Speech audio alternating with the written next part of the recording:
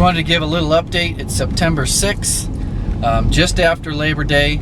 Labor Day was weekend was extremely hot. It was 100 degrees on Sunday and high 90s on Monday. I'm kind of hoping that kept the hunt pressure down and the elk didn't get pushed out, didn't get killed. I'm hunting this same area but at a different plan. I've got my truck camper in the back there. That's going to be kind of a backup base camp at the end of the Forest Service road. I still have my backpack. I'm taking that in 3 miles. It's a real easy walk. That's got me concerned a little bit that it's going to allow for a lot of hunters to get into this area. Once you're in there, it's a really steep climb up and it's pretty intimidating. This is the valley. Got one truck here, had no campers at all the last half mile up to the gate. I'm 2 miles in and I'm just going to give a quick update. So this is where I was hunting last. Man, it looks pretty close. It's going to be a hike. But right there, see if I can use my finger. Nah. Anyways, on the right side of where that clearing and the rocks are is where I saw the bull last time I was here, as well as the cow. And right at the skyline there is pretty much where I had my tent. I also did hike over to this clearing here. Last time I crossed that, went up and over. So I'm real close to where I need to set up camp. Okay, there's my food. Definitely not 5 feet out, but it's a good 10-15 feet up. I don't know if black bears can climb these tiny of a tree, but I gotta get to hunting, so I gotta get out of here. Okay, I'm all set up. I'm maybe an hour behind schedule. Got the tent here. I'm just off the trail. Food is way up there in a tree. Game cart is locked to a tree over here. My pack is a little hidden over there. So I'm going in pretty light. Just this top part of my pack. Alright, I'm just a few minutes from my camp spot. And this is good news that I'm going to start my ascent as soon as I cross this here. I'm going to load up with some water. I'm going to drink and then load up. And that's going to last me until I either get to my next stream or get back to this stream. Okay, hopefully the audio picks me up, but I got a whisper. So I'm maybe 100 yards across the creek, maybe 250 yards from my camp. And this is a bed here. There's a bed right here. This is a bed here. There's another bed right here. I'm a half a mile in. I got a half a mile to go. And it's been actually not too bad up till this point. Just in a real thick spot here. Starting to think about what did I get myself into, is in I gotta come through this 1 mile of forest in the dark, just a headlamp. I am using my GPS to track my way in. So I have a way to find my, to find myself out. Just taking a little break. This is some really steep stuff, and I still have a ways to go. I'm hoping that this will level out, but the topo lines on my GPS aren't showing that they're going to let up for a while. All right. I'm going to talk to the back of the camera. The major game trail on the bottom edge goes all the way over. About 0.4 miles from tree line. And it's 6:21. It's time to find a spot and sit still.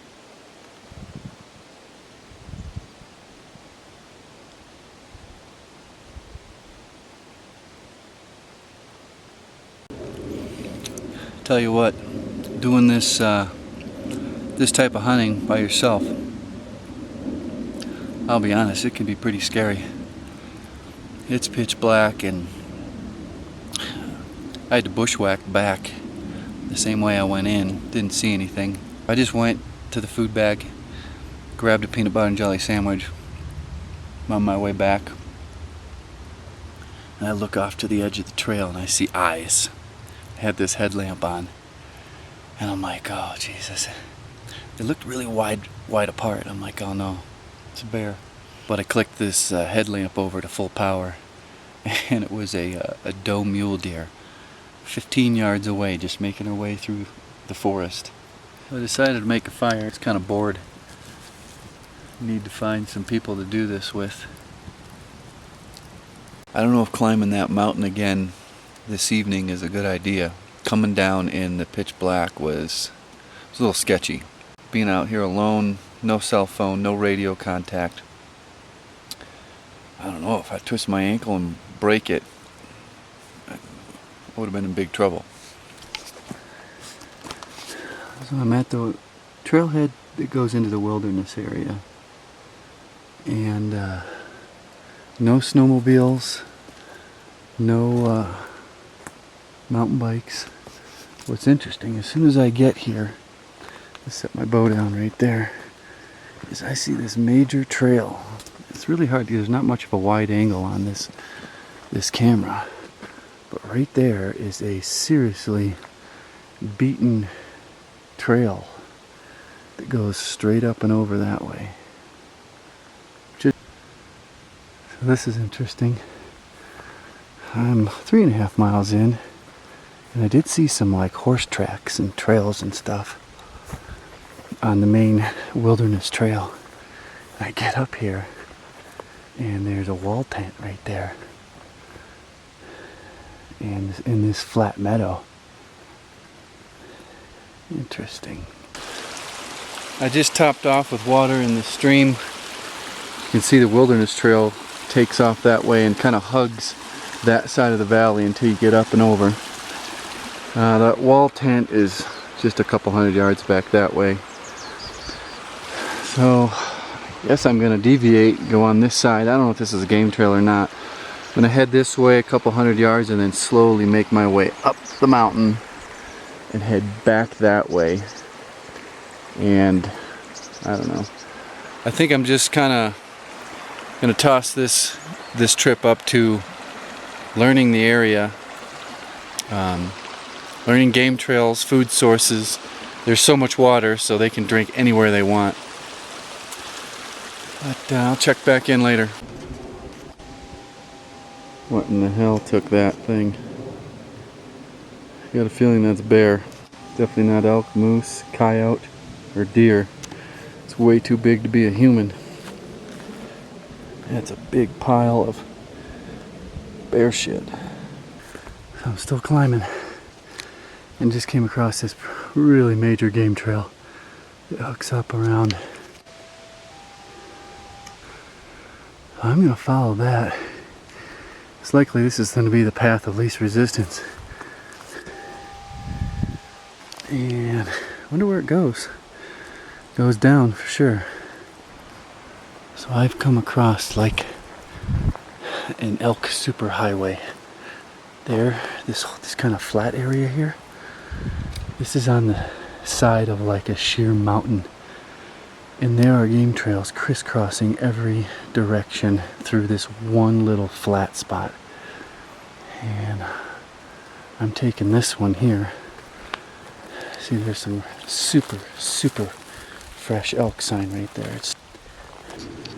This is kind of interesting. This is where the game trail has led me. Guessing this big thing here creates a bottleneck.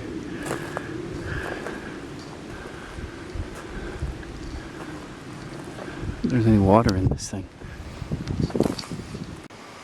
I came this way for some reason, and now I'm kind of stuck. I'm gonna see if I can angle down and get off the side of this mountain without killing myself. Well, I'm close to getting back down to the bottom of the valley, kind of towards my my camp. It's still kind of just bushwhacking through the forest. I haven't seen a game trail since I was way up high. But that Colorado Hunt Atlas is pretty accurate, I think. It shows the concentration at the peak down just a little bit. None of this area down here is in the concentration area.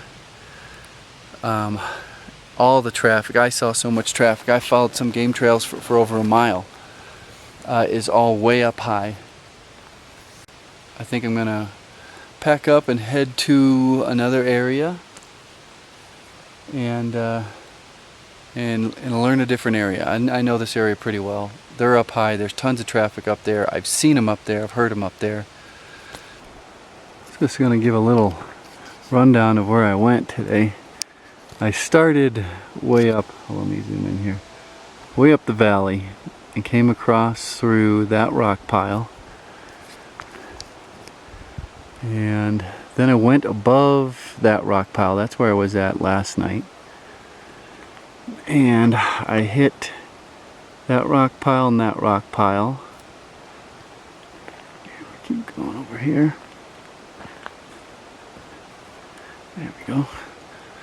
And I went through this ravine here and got up over to here, and that's where I was like, man, it was super steep, couldn't find anything, and I found another game trail that went diagonally all the way across here, and I thought, oh, this is good, it's coming down.